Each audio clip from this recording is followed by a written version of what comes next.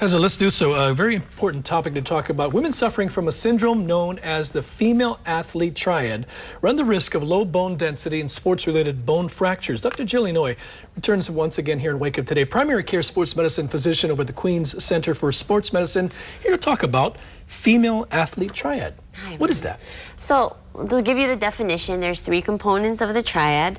One of the first components is having low energy availability, meaning that they're either burning too many calories and they're consuming. So they might be eating not enough calories or exercising too much and burning too much calories. It may or may not be disordered with, associated with disordered eating, such as anorexia or bulimia.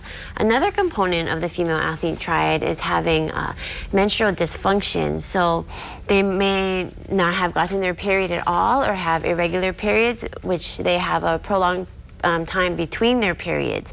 And then the last component is having a low bone mineral density, which is what we can diagnose with a bone density scan, and they can tell us if they have things like osteoporosis or osteopenia, so very brittle bones that are at risk for fractures. Who is at risk when you talk about this? Right, so the people who are at risk are females who may or may not be athletes, but they are in activities or sports that really emphasize leanness and thinness, so such as like runners, people who dance, do ballet, gymnastics, cheerleaders.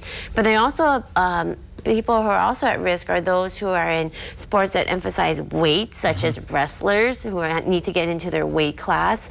And we also see it a lot in the same characteristics as people who have disordered eating. So people who have anorexia, they tend to have personalities that are perfectionists and really have a lot of pressure to succeed. So how do you deal with this? How do you address this issue without, you know, because it can be, I would imagine, very emotional as well, not just physical. Yes, and so some women or girls aren't even aware that there's something wrong. I've had athletes come in and tell us, well, I was told it's okay, I'm not getting my period because I'm an athlete. And so I think just have them being aware that women need to get their periods, of course, unless they're pregnant or on some type of hormonal control. And so, you know, if they see some of these factors, it's definitely important to see their physician, because there could be other things causing it, right? And so the physician can do a better workup, and it's a multi-team approach. We need physicians, nutritionalists.